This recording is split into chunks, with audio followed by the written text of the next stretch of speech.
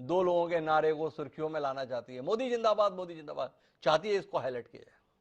एक पार्टी राहुल गांधी जैसे ही इंदौर में दाखिल हो रहे हैं, नगर निगम का अमला सक्रिय हो जाता है। सारे पोस्टर बैनर आज ही हट जाने चाहिए। क्यों हट जाने चाहिए? वो प्रवासी सम्मेलन होने वाला है, इसलिए हट जाने चाहिए। थोड़ा आप तो समझ पा रहे होंगे रमेश शर्मा जी, क्या हो गया भाजपा को? क्या वाकई ऐसा लग रहा है कि राहुल गांधी का कुछ कदम मध्य प्रदेश की धरती पर चल जाना भाजपा का सत्ता से विदाई करा देगा, इसलिए इतनी बेचैनी है? या कुछ और आप बूझ पाए हैं? है क्या ये?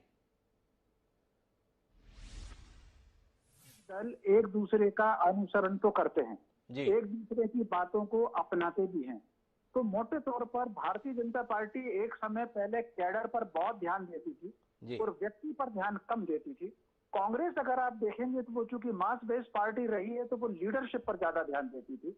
पिछले कुछ दिनों से भाजपा में ये बदलाव आया है कि वो कैडर के साथ साथ चेहरे पर भी, लीडरशिप पर भी ज्यादा ध्यान दे रहे हैं। जी ये जो नाम भाजपा में भी आ रहे हैं वो उनकी बदली हुई परिस्थितियों के अनुरूप खुद को सशक्त बनाने की वो उनकी एक रणनीति है। जी दूसरी, जहां तक राहुल गांधी जी की मध्य प्रदेश यात्रा है, इसमें तो कोई शक नहीं कि अन्य प्रांतों से ये यात्रा होती हुई मध्य प्रदेश में आई है।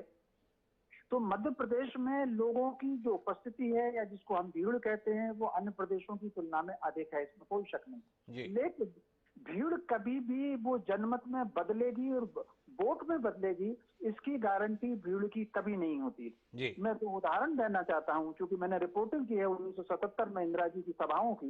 जी तो इंदिरा जी जब सभाएं करने निकली थी, भोपाल में ही अगर उनकी सभा हुई थी तो उसमें 1-8 लाख की उपस्थिति थी 1977 में। जी हर जगह उनकी उपस्थिति रही। लेकिन मध्य भारत में, उत्तर भारत में और पश्चिम भारत में कांग्रेस लगभग साफ हो गई थी। जी इसका मतलब जो भीड़ इंदिरा जी की सभाओं में थी वो वोट में नहीं बदली। जी ठीक लगभग वैसा ही उदाहरण आप 2004 के लोकसभा चुनावों का देखें। उस समय भाजपा नेताओं की सभाओं में भी अच्छी भीड़ थी, लेकिन वो केंद्र में अपनी सरकार को नहीं बदल पाए।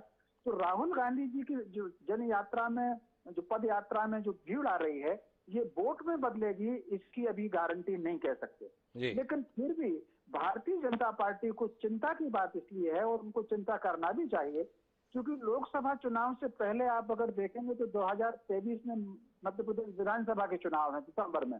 जी अगले साल जब हम इन दिनों में बैठे होंगे तो वोटिंग चल रहा होगा इन दिनों, जी और वोटिंग से निपट चुके होंगे। तो कुल मिलाकर के पिछले बार दोनों कांग्रेस और भाजपा का मत प्रतिशत लगभग बराबर रहा। हालांकि भाजपा को 30-40 हजार वोट ज्यादा मिले थे, लेकिन कांग्रेस ने एक सीट कम लड़ी थी, किसी को समर्थन दिया था। तो मैं उन दोनों को बराबर वोट मानता हूँ। ऐसी स्थिति में भाजपा को सावधानी इसलिए बरतना चाहिए कि अगर उनका 0.5% वोट भी इधर से होकर के और कांग्रेस को चला गया तो उनको कठिनाई आएगी 2023 में। तो मैं समझता हूँ इसी वजह से भारतीय जनता पार्टी सावधानी बरत रही है। ये सावधानी बरत रही है, या आपको लगता है कि जनता में इसका सकारात्मक संदेश जा रहा है? राहुल गांधी ने आज बोला कि मेरी छवि खराब करने के लिए भाजपा ने पिछले सालों में करोड़ों रुपए बहाए, पर लोग मुझे समझेंगे। आपसे जानना चाहता हूं कि वर्तमान में जो कोशिशें चल रही हैं, क्या ये राहुल गांधी की मदद ही कर रही हैं?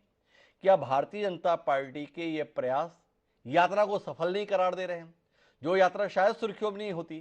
क्या भाजपा की ये कोशिशें इस यात्रा को सुर्खियों में नहीं ला दे रही है? क्या कहते हैं रमेश जी? नहीं, यात्रा तो खैर सुर्खियों में है, जी और यात्रा पहले दिन से सुर्खियों में है।